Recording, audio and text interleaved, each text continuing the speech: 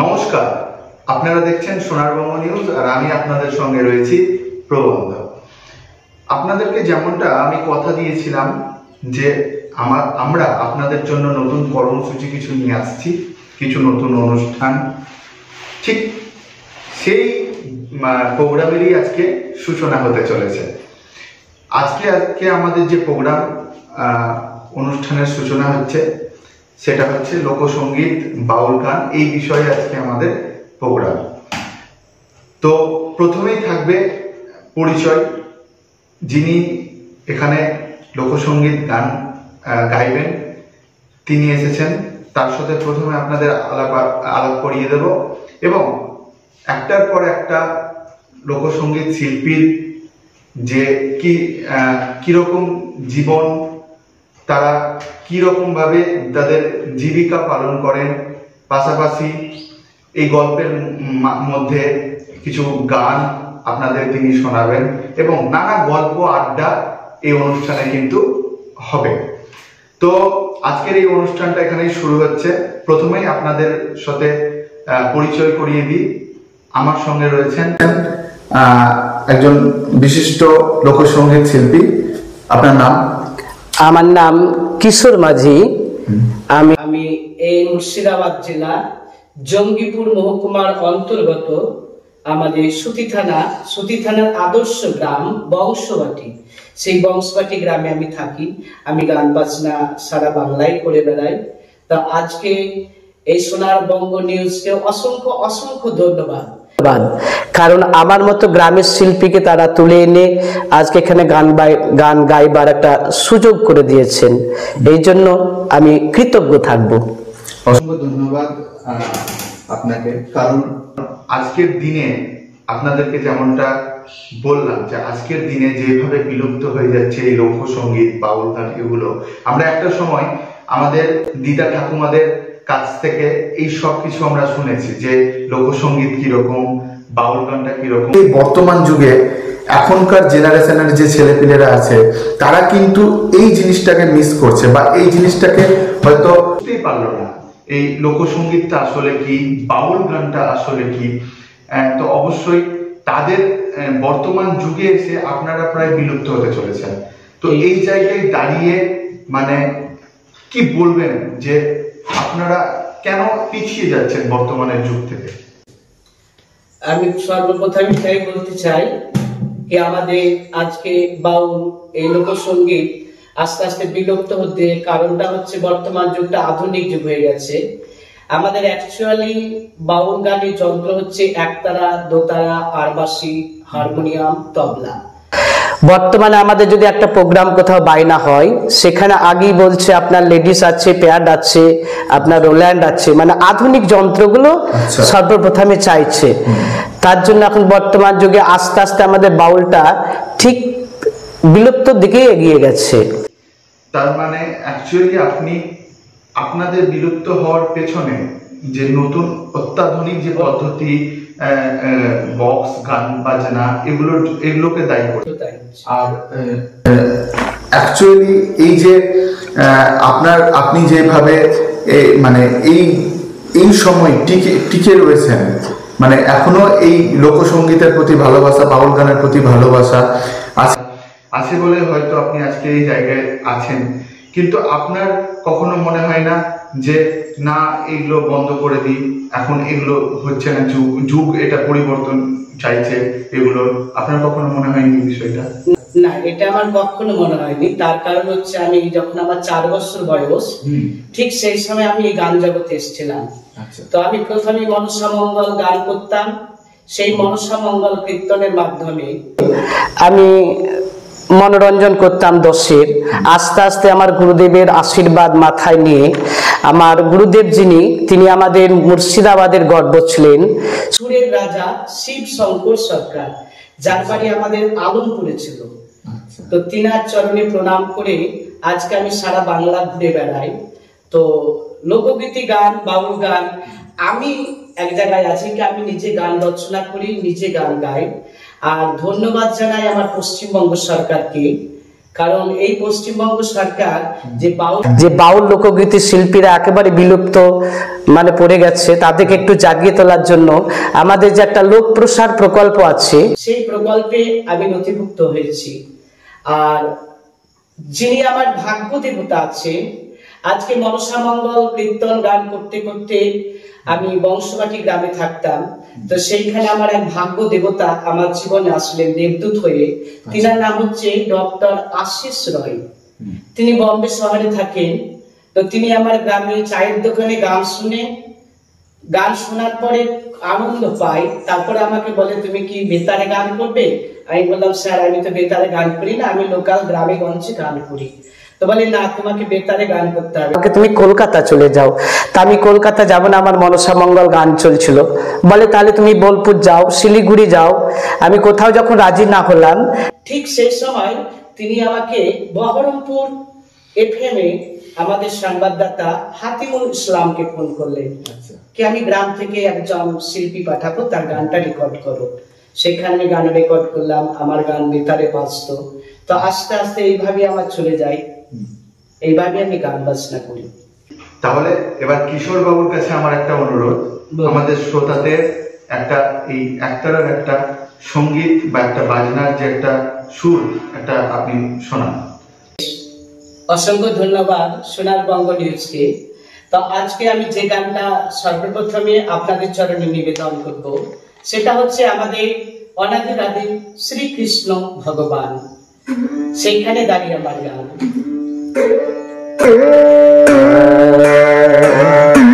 আমি কবে যাব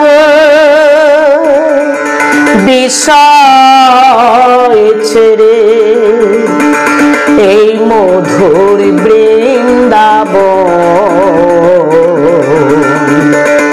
কৃষ্ণ নামে কাঁদবে কবে আমার দুই নয়ন। আমি কবে যাব বিষয় ছেড়ে, কবে যাব বিষয় ছেড়ে মধুর বৃন্দাবন, কৃষ্ণ নামে কাঁদবে কবে আমার দুই নয়ন। কৃষ্ণ নামে কাঁদবে কবে আমার দুই নয়ন। কৃষ্ণ নামে নামাবলী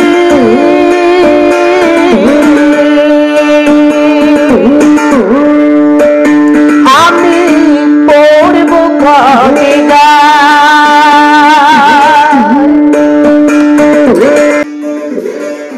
কবে আমি প্রাণী জুড়াবো গিয়ে মোরা দয়াল গিয়ে মোরা।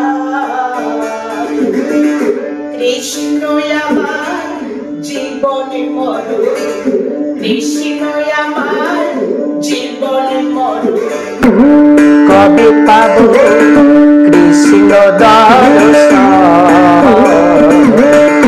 কৃষ্ণ নামে কাঁদবে কবে আমার দুই নয়ন। কৃষ্ণ নামে কাঁদবে কবে আমার দুই নয়ন। কৃষ্ণ আমার কালো সোনা,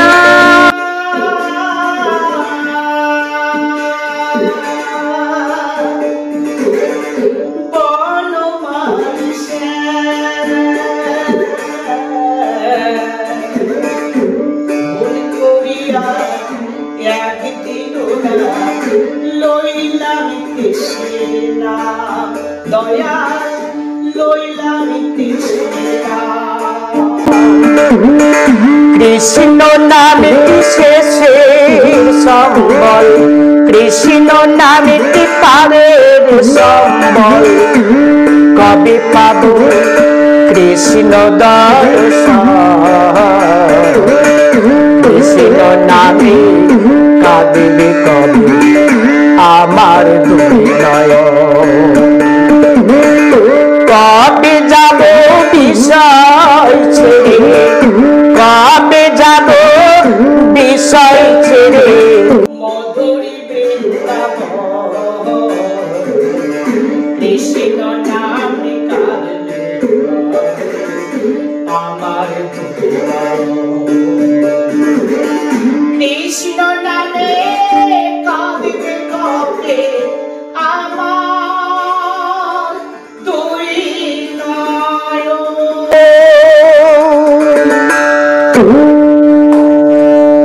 নমস্কার।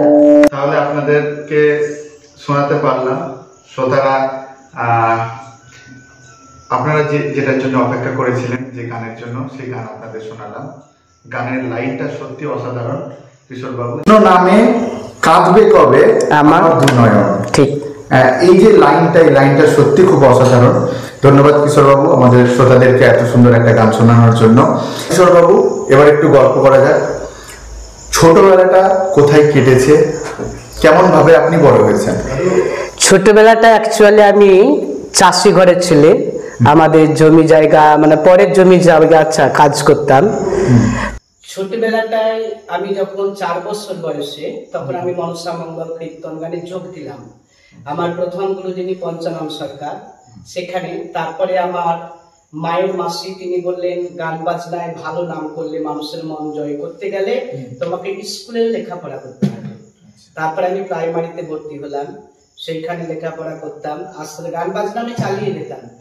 তারপরে আমার গান শুনে আমার গুরুদেব শিবশঙ্কর সরকার আলমপুরে নিয়ে চলে আসে। এখানে আমি কাজ করতাম, আর ঘরে গিয়ে গান বাজনা যখন থাকতো না, ওই চাষবাস করতাম ছোটবেলাতে। চাষবাস করেছেন? হ্যাঁ, আমি ছোটবেলা থেকেই চাষ করতাম। আমার জেঠুরা চাষ করে, সেখানে অল্প সামান্য পয়সা দিত আমাদেরকে। মানে আমি আমার জন্ম থেকে আমি আমার বাবাকে দেখিনি, তো আমার মা ওই পরের বাড়িতে ধান কুটে আমাকে মানুষ করেছিল। তার জন্য আমাকেও কাজ করতে হতো। স্কুলে লেখাপড়া করতাম, প্লাস গান বাজনা করতাম। তাহলে ছোটবেলাটা খুব পরিশ্রমের মধ্যে দিয়ে পার করেছেন। তারপরে আমি যখন আস্তে আস্তে একটু বড় হলাম, গান বাজনায় ভালো মানুষের কাছে আশীর্বাদ লাভ করলাম। প্রাইমারি শেষ করে আমি হাই স্কুলে গেলাম। সেখানে আমাদের হাই স্কুলে মাস্টার মশাই বিনয় বাবু ছিলেন, তো তিনি আমাদের ক্লাসে গান করাতো। বর্ণালী মিত্র, প্রবাল মিত্র তারাও গান করতো, আমিও সেখানে গান করতাম। তারপরে আস্তে আস্তে বড় হলাম। বড় হওয়ার পরে একদিন আমি মাঠে কাজ করছি, আমাদের বংশবাটি গ্রামে বিএসএ ক্লাব, সেটা এখন তরুণ তীর্থ ক্লাবে পরিণত হয়ে গেছে সবাই। তো তারা আমাদের বললো যে সুতি অন ব্লকে একটা অনুষ্ঠান হচ্ছে, ছাত্র যুব অনুষ্ঠান, সেইখানে আমাকে নিয়ে আসলে। তাই বললাম ধান কাটছি, ধানের মজুরিটা কে দেবে? ক্লাবের ছেলেরা বললো আমরা তোমাদেরকে জয়দিন কামাই হবে, আমরা মজুরিটা দেবো। আমি এই ব্যারেজে আসলাম, আমাদের আহিরন ব্যারেজে। সেখানে এসে আমি গান করলাম, গান করে সেখানে প্রথম হলাম। সেখান থেকে ডিস্ট্রিক্টে গেলাম, ডিস্ট্রিক্টেও প্রথম হলাম, তারপর রাজ্যে চলে গেছিলাম। মানে এই হচ্ছে আপনার জার্নি? এই হচ্ছে, হ্যাঁ। তো মানে এই হচ্ছে আপনার জার্নি? এই হচ্ছে, হ্যাঁ। তো গল্প তো থাকবেই, শুনলাম ছোটবেলায় কিশোর বাবু কিভাবে স্ট্রাগল করে বড় হয়েছে, এগুলো থাকবে। এবার শ্রোতাদের জন্য থাকবে একটা গান। কিশোর বাবু, আমাদের শ্রোতাদেরকে আরেকটা আপনি গান শোনান। অসংখ্য ধন্যবাদ। তো এবারে আমি যে গানটি আপনাদের শোনাবো, সেই গানটি সম্প্রীতির উপরে গান। আমি যেমন মন্দিরে গান করি, তেমনি আমি মসজিদেও গান করতে যাই। আমার ইসলাম ধর্মের ভাইরা আমাকে গান করার জন্য সুযোগ করে দেয়। তো সেখানে দাঁড়িয়ে আমার হিন্দু, মুসলমান, জৈন, খ্রিস্টান সকলকে নিয়ে আমার একটি গান শোনান। আমি একজন শিল্পী, শিল্পীর কাছে কেউ ছোট নয়, সবাই বড়। ছোট বড় বিচার করে না শিল্পী, ছোট বড় বিচার করে না, যখন গাইতে আসে না শিল্পীর কাছে সবাই সমান। কোন ছোট বড় বিচার করে না,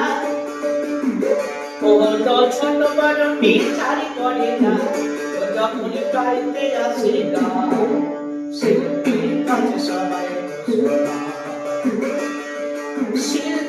কাছে সবাই তো সমান। মন্দিরে গেলে দেখি কৃষ্ণ ভগবান, মসজিদে গেলে দেখি আল্লাহ মেহেরবান, আমি আল্লাহ মেহেরবান। যেই আল্লাহ সেই ভগবান, ওরে যেই আল্লাহ সেই ভগবান, আছে কত নাম, শিল্পীর কাছে সবাই শিল্পীর কাছে সবাই। ওরে কি বা হিন্দু কি বা মুসলমান, কি পালি ভূতি জৈন বৌদ্ধ শিখ খ্রিস্টান, ও শিখ খ্রিস্টান, সব কিছুই ওই ঈশ্বরের দান। ওরে সব কিছুই ওই ঈশ্বরের দান, ঈশ্বরের সন্তান, শিল্পীর কাছে সবাই সমান। ওই শিল্পীর কাছে সবাই তো সমান, শিল্পীর কাছে সবাই তো সমান। শ্রোতা হয় শিল্পীর কাছে ভগবান, শ্রোতা ছাড়া শিল্পী গাইতে পারে না তো গান, গাইতে পারে না সে গান।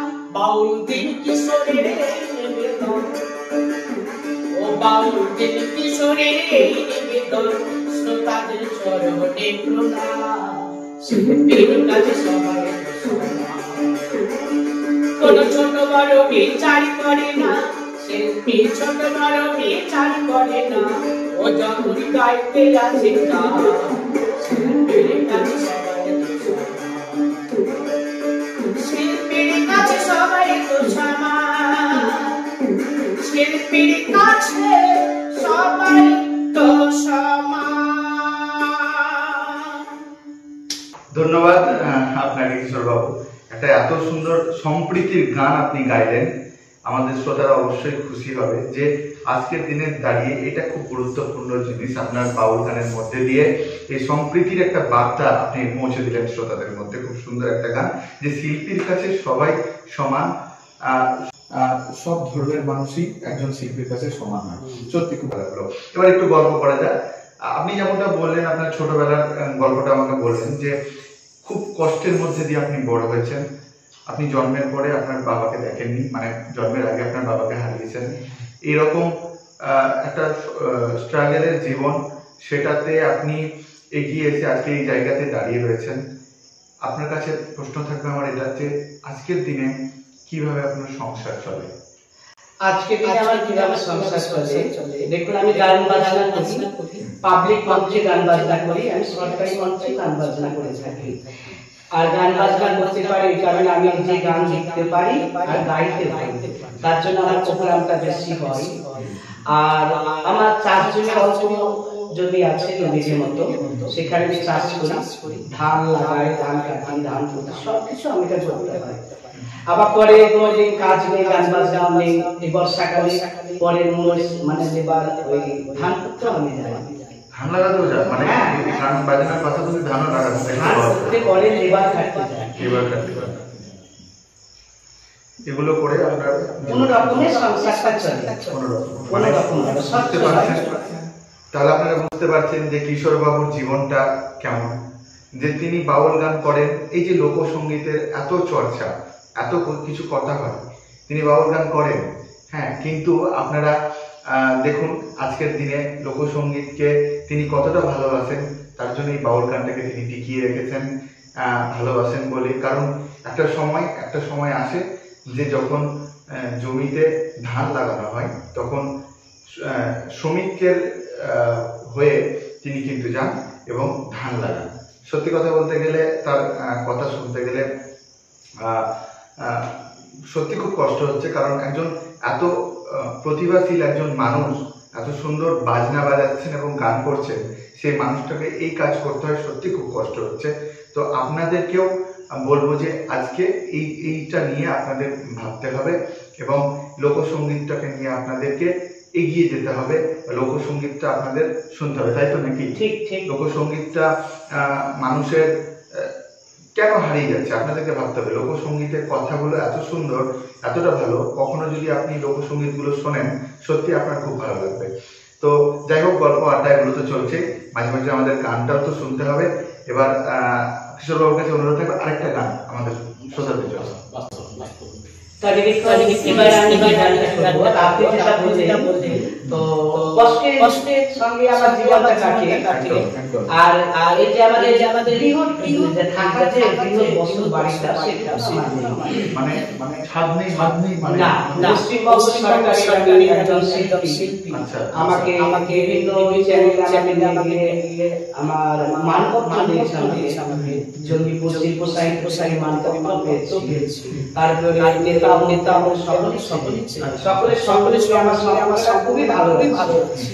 কিন্তু এবার বাংলা আবাস যোজনা আছে, বাংলার ঘর, তাতে আমার নাম ছিল।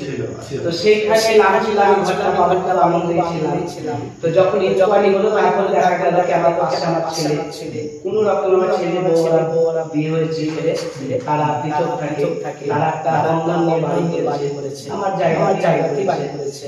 তো যখন জবানি হলো তাহলে চলে গেল আমার বাড়ির বাতির নামটা সেখানে আমি নেতা জেলা সভাপতি সকলকে জানিয়েছিলাম। সবাই আপনার আইডি নাম্বারটা দিন, আমরা এমনকি আমি সুলতানের ভিডিও চিঠি লিখে হোয়াটসঅ্যাপে দিয়েছিলাম। তো সাহেব আমার কাছে থাকে অবশ্যই পাবেন। তারপরে আমি ঝাড়খণ্ডে গেছিলাম, সেই এসে আমাদের জয়েন্ট সাহেব আবার ইনকোয়ারি করেছে আমার বাড়ি জানতে পারলাম।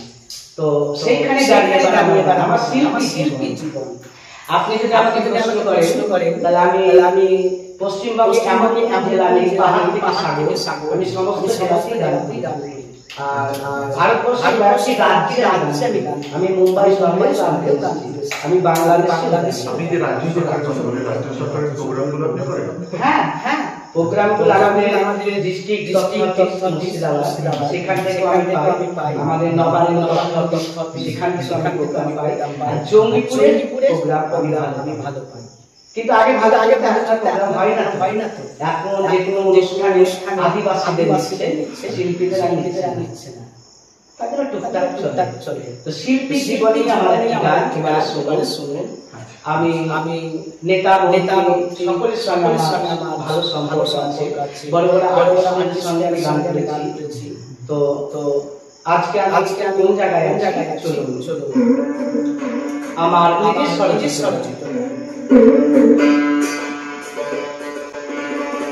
গাছে যখন ফুটে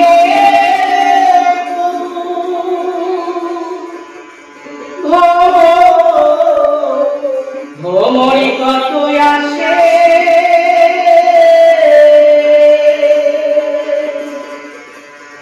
ফুলের মধু পান করেছি,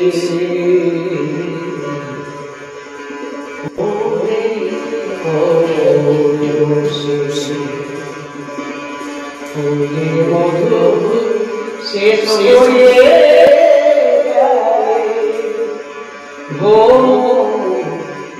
যাবে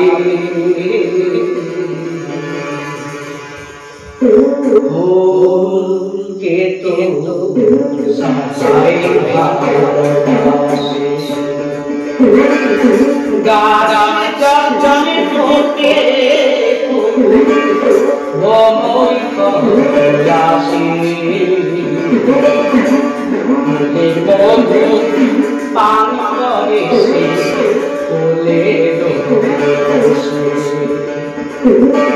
ফুলের মধু শেষ হয়ে গেলে, ফুলের মধু শেষ হয়ে গেলে ভ্রমরে যাবে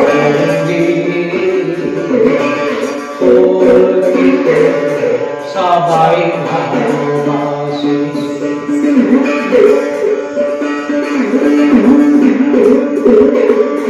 ও কিশোর ফুলের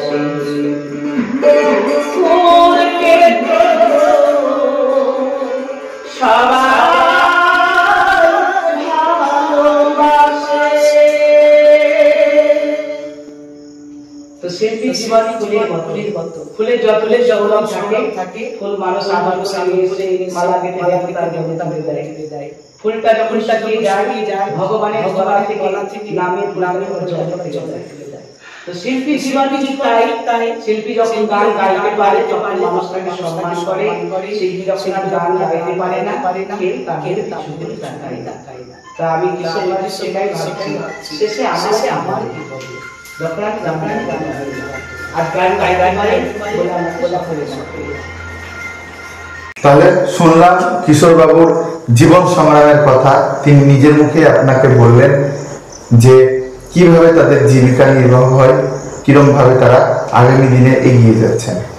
তো এবার কিশোরবাবুর কাছে আমরা আমাদের দর্শকদের জন্য একটু অন্যরকম কিছু চাইছি।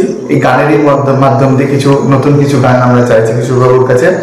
আর অবশ্যই আপনারা জানেন কিশোরবাবুর কণ্ঠে, আপনারা জানান, কমেন্টে আমাদের জানান এই অনুষ্ঠান আপনাদের কেমন লাগছে এবং কিশোরবাবুর গান আপনাদের কেমন লাগছে অবশ্যই আপনারা কমেন্টে জানান। এবং আগামী দিনে কিশোরবাবুর গান আরো শুনতে চাইছেন কিনা সেটাও কিন্তু আমাদের কমেন্ট বক্সে অবশ্যই গিয়ে লিখে দেবেন। কিশোরবাবুর কাছে যে বিশেষ অনুরোধ, আজকে একটা দারুণ একটা গান আপনারা আমাদের দর্শককে শোনান। নমস্কার, আমি বাউল কিশোর মাঝি আপনাদেরকে একটি গান এবার শোনাচ্ছি। আমাদের মানব দেহের গান, একটি নারী দেহ আর একটা হচ্ছে পুরুষ দেহ, সেখানে দাঁড়িয়ে গান।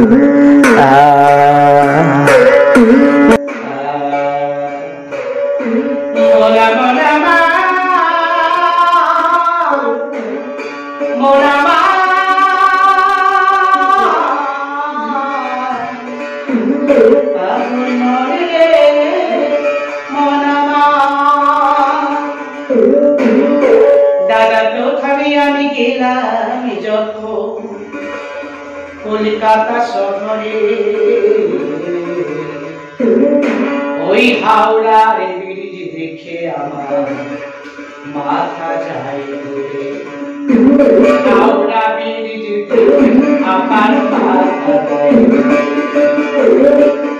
ওই প্রথমে আমি গেলাম যখন, তারা প্রথম আমি গেলাম যখন কলকাতা শহরে, হাওড়া ব্রিজ দেখে আমার মাথা যায়, হাওড়া ব্রিজ দেখে আমার মাথা যায় ঘুরে, হাওড়া ব্রিজ দেখে আমার মাথা যায় ঘুরে।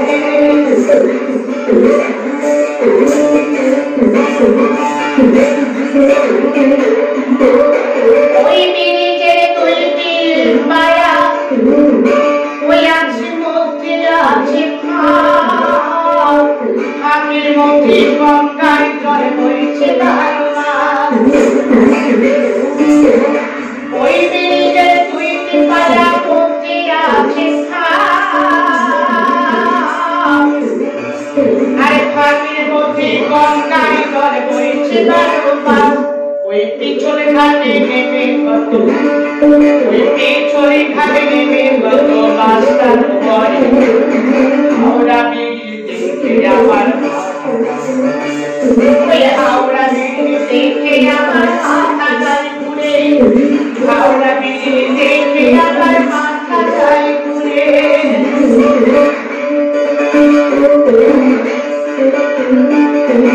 ওই ব্রিজে চাপলা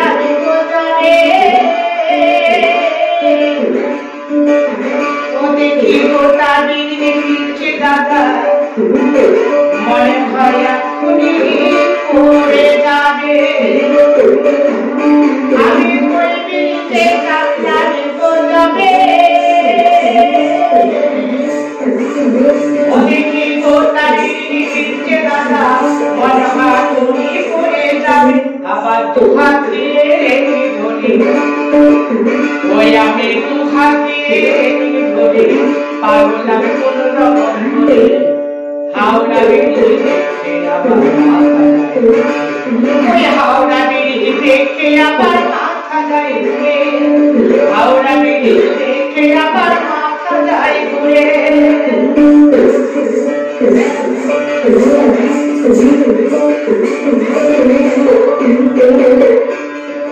ওই ব্রিজটা দেখতে চমৎকার, আর কে করেছে আমি জানাই নমস্কার, আমি জানাই নমস্কার। ওই ব্রিজটা দেখতে চমৎকার, কে করেছে তাকে আমি জানাই নমস্কার।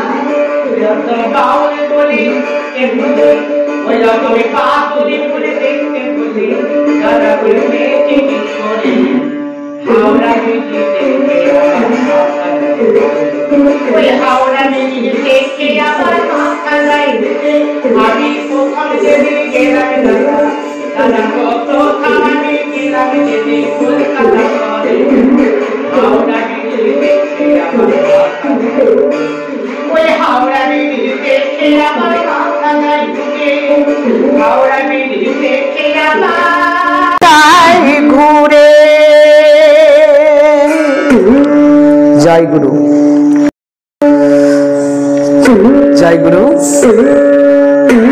এবার একটি গান শুনুন, আমাদের পুরুষ দেহের গান। এ কলা যে খেয়েছে সেই মজেছে, এই কলা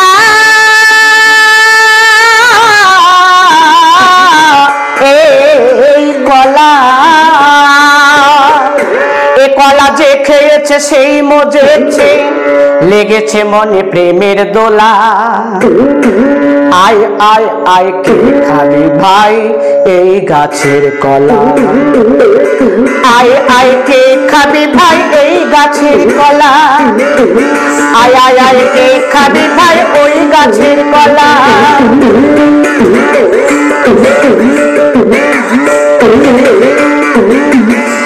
আর সিঙ্গাপুরি কলা দাদা দেখতে হয় বড়, আর ভিতরেটা নরম দাদা, উপরটা নরম। সিঙ্গাপুরি কলা দাদা দেখতে হয় বড়, ভিতরটা নরম উপরটা বড়। আবার একটা হলে মরে যাবে ও খেপারে, ওরে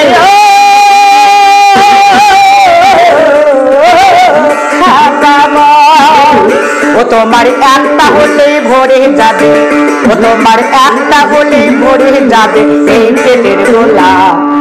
আয় আয় আয় কে খাবি ভাই ওই গাছের কলা, আয় আয় আয় কে খাবি ভাই ওই গাছের কলা, আয় আয় কে খাবি ভাই ওই গাছের কলা।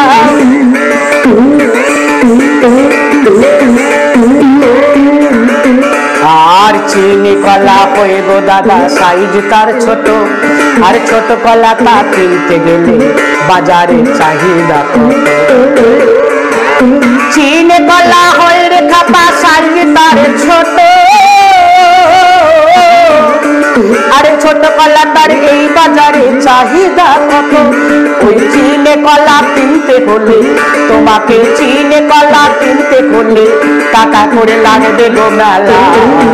আয় আয় আয় কে খাবে ভাই ওই গাছের কলা, আয় আয় কে খাবি ভাই ওই গাছের কলা।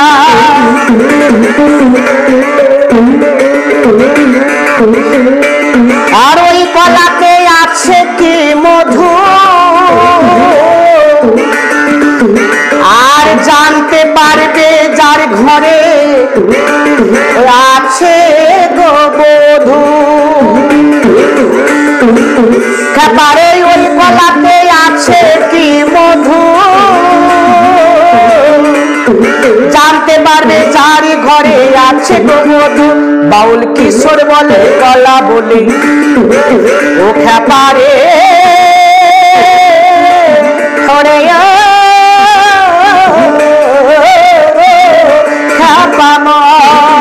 ও বাউল কিশোরী বলে কলা বলে, ও বাউল কিশোরী বলে কলা বলে করো না হালা।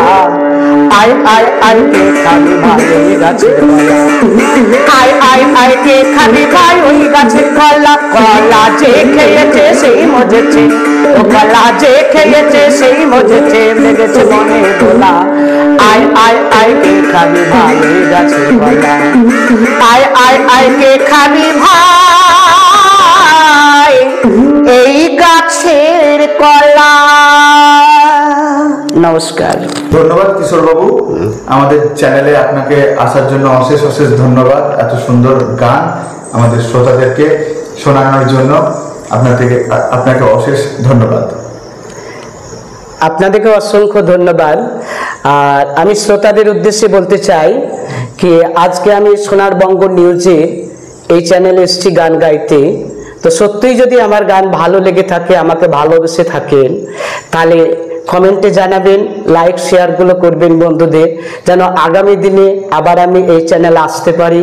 এই আশা রেখে সকলকে প্রণাম, সালাম, ভালোবাসা দিয়ে আমি এখানেই বিদায়। জয় গুরু, ভালো থাকবেন। অবশ্যই কমেন্ট করুন কিশোর বাবু যেটা বললো। আর আজকে এখানে শেষ করছি, দেখা হচ্ছে নতুন কর্মসূচি, নতুন প্রোগ্রাম নিয়ে, নতুন। নমস্কার। ঠিক আছে, নমস্কার। সবাই ভালো থাকবেন, সুস্থ থাকবেন, আবার দেখা হবে।